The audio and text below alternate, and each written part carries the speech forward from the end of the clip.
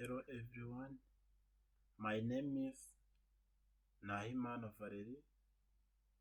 I am a student at Ines Ruhengeri in the Faculty of Health Science, Department of Biomedical Laboratory Sciences. I am a year 3 student. Today I'm going to present applied immunology. So in applied immunology, I will present different topics, but those topics are related to immune regulatory mechanism and principle of immunotherapy. In immune regulatory mechanism, the first topic says that how does central tolerance prevent autoimmunity, and on that we shall see what is autoimmunity and we shall see some examples of autoimmunity.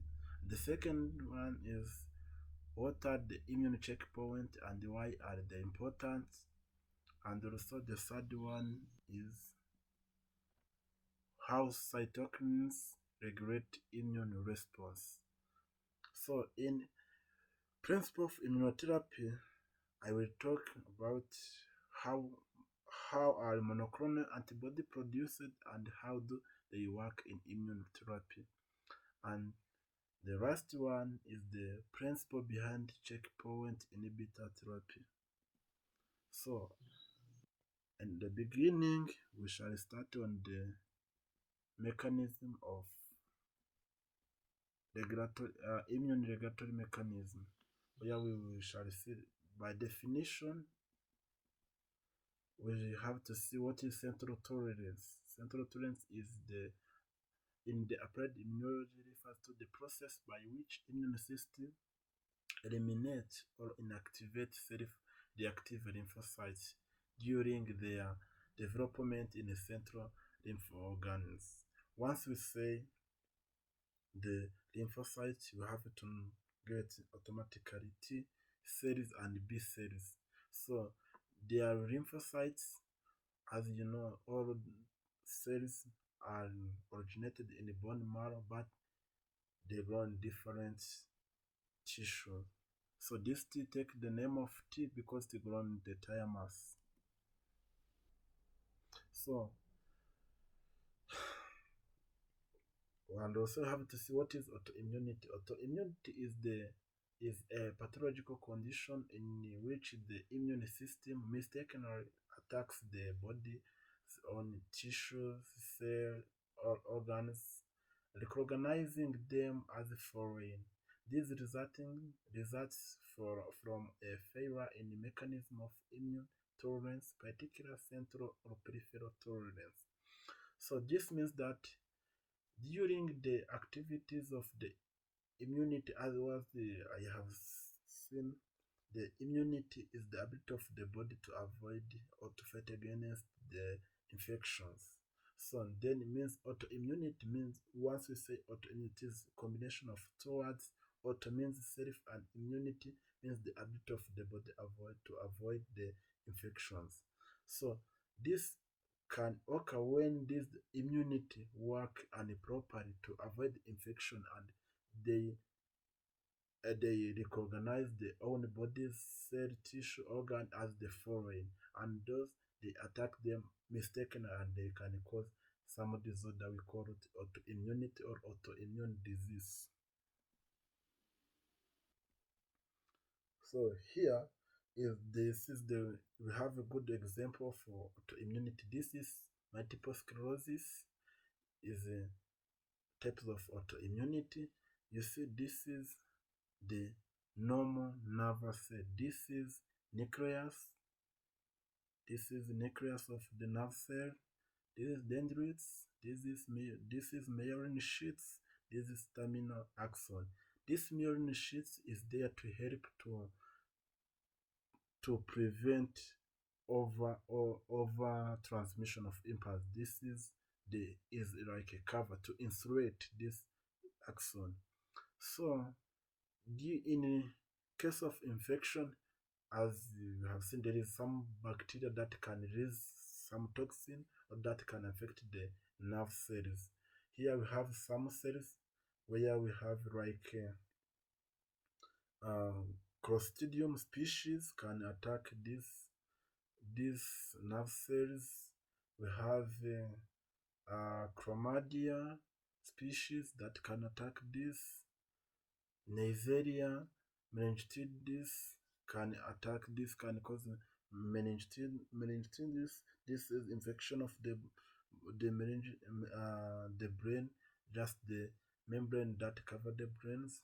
So in the case of the infection, once those bacteria affect this myelin sheath, you see the result in this. This can cause overproduction of the impulses, over transmission of the impulses, because when this nerve is insulated, the impulse can move in, like to jump, saltatory movement, where the impulse can jump. But once it is not myelinated, this means that unmyelinated one, the impulse can move in a longer way. So this is the good example of autoimmune disease. So here we have a table that shows on containing many diseases. Here we have rheumatoid arthritis. This is the cause. It caused autoantibodies. For example, rheumatoid factors and CPP that attacks the joint. This is the clinical manifestation. You will hear pain, swelling, morning stiffness, and fatigue, systematic fatigue, and so on. The second one, you have systematic lupus erythematosus. This is caused by immunocomplex, where there is the deposition of immunocomplex. Have type 1 diabetes. This is the sum. This is multiple sclerosis, as I was saying. This is Hashimoto's thyroid. This is the infection of thyroid gland, autoimmune destruct of the thyroid gland. There is what we call hypothyroidism. Hypo means over thyroid. Over not means lower production or high or low production of thyroid hormone. So you have Graves' disease. This is antibody stimulate thyroid hormone production. There is hyperactivities of the thyroid gland, but they secrete more amount of hormone. So there is celiac disease. This is the autoimmune that can attack the small intestine. This is the another. These are the other examples, good examples of autoimmunity. So here we have prevention and management of autoimmune disease. So the first one, we have immunosuppressor therapy. You can take the drugs like corticosteroid and biological suppressive. So they overactivate immune response. Those drugs can help immunotherapy to work, immune system to work properly. So and another, and you can see this lifestyle modification. You can modify the lifestyle. So anti-inflammatory, that is stress management and regular exercises, and early diagnosis in order to know the steps, the how the disease can be managed, in order to know the good management. So apart from that, let us move on the second topics, which says that how immune checkpoint works and why they are important. So they are regulatory. Once we say immune checkpoints are regulatory molecules expressed on immune cells, particularly T cell, that plays essential role in maintaining immune balance. Everyone can wonder why we say T cells. We say T cells because T cells use MHC, means that major histocompatibility complex and antigen presenting cells to kill directly, to kill infected cells. So that's why we say most of the time we focus on these T cells. And also there are some key immune checkpoint. In immune checkpoint, we have a key which plays the key roles. So we have cytotoxic T cell lymphocyte associated proteins they found on T cells. It regulates the early stage of T cell activations. This means that this, or as we have seen, the autoimmune most of the time they can be caused by the immature T or B cells where they can bind to the receptors uh, mistakenly. So, and also other key we have programmed cell death protein. This means this can stimulate or can provoke apoptosis. You see here we have natural cells. In the mechanism of these natural cells, you know, these natural cells produce porphyrin and granzyme. This porphyrin makes the pores on the membrane of the bacteria or of antigens. So then this granzyme can enter inside or can penetrate inside the antigen and it can kill it directly. This means is the intercellular, just this can kill intercellular pathogens. So the importance of immune checkpoint. Immune checkpoint help to prevent autoimmunity by avoiding the improper work of the immunity. This immune checkpoint helps to ensure that immune system or immune response does not mistakenly target the normal health tissues. And of course, this helps in the immune homeostasis by regulating intensity and duration of the immune response. So immune checkpoint prevent chronic inflammation and tissue damage. So the third topic, maybe this is the last one in the immune regulatory mechanism. So how cytokines regulate immune response. So cytokinin regulate immune response by activation and proliferation of immune cells. Say, as you know, cytokinin is the messenger of the immune system. So cytokinins like interleukin 2 promote the activation and the clonal expansion of T cells. The second one, inflammatory response. Pro-inflammatory cytokinins like interleukin 1, interleukin 6, and tumor necrosis factor alpha initiate and sustain inflammation. So these cytokinins recruit immune cells like neutrophils, macrophage to the site of infection or tissue damage. So again, you have antiviral defense. Interferons, especially interferon alpha and interferon beta, are essential for antiviral defense. So they inhibit viral replications and enhance antigen presentation by upregulating modular histocompatibility complex molecules. So regulation of immune homeostasis, so anti-inflammatory cytokinins like interleukin 10 and transforming growth factor beta suppress excessive immune activation and prevent tissue damage or autoimmunity. So here there is apoptosis and immune regulations. This cytokinin as a messenger of immune system delivers the message so to immune system and this stimulate apoptosis where there is the programmable cell death, and also this cytokinin helps to coordinate innate and adaptive immunity. That is how the cytokinin helps to regulate immune response. So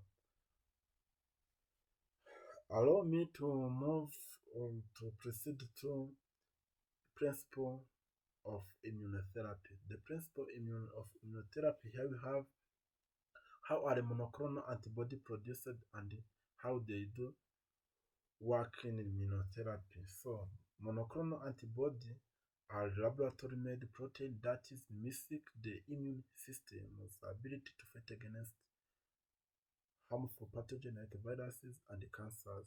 So, there are some steps that fraud when you are going to produce this monoclonal antibody. So the first one you have antigen identification. Just you have to identify antigens.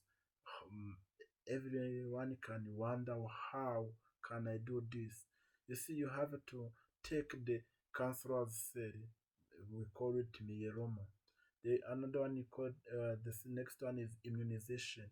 After isolating or identifying those cancerous cells, you have to inject in those protein in the living organism, animals like mice or other host organisms to stimulate an immune response. Then the next one you have B cells extraction. Everyone can ask he or herself, how can I extract these B cells? And after isolating, how can I produce this antibody? So here you can use different, after extracting this, of course, you can use molecular techniques to do the just you can use the principle called we call it PCR, polymerase chain reaction, or you can do in other steps. So here we the next one is called hybridoma technology. This hybridoma that is the like the cell formed when you take the normal cells and mix with the abnormal one which is cancerous and provide this we call it hybridoma. The that techniques we call it hybridoma technology. This is the good image that can help us to understand how it is done. So the production of monoclonal antibody. You see, this is the mice, this is the string, this is a needle. Just in this string, there is the identified cancerous cells. So then we are going to inject them in these mice. After injecting them, we have to do what you call extraction. Just with this is the identification we have done before. This is the immunization. Then we are going to do what you call extraction of B cells. After extracting B cells, have to do what you call just inside the hybridization done inside. So then after you see the tumor cells and the plasma cell, this is the types of B cell which is able to produce antibody. The mixture produce hybridoma cells. These hybridoma cells can use it to develop this monoclonal antibody. So how monoclonal antibody works in immunotherapy? So monoclonal antibody work in immunotherapy by targeting specific antigens. Monoclonal antibody bind to the target molecules on a pathogen, cancerous cell, or immune cells. Example, here this is hard to. This is the gene that can undergo the genetic mutation in on the breast cancers.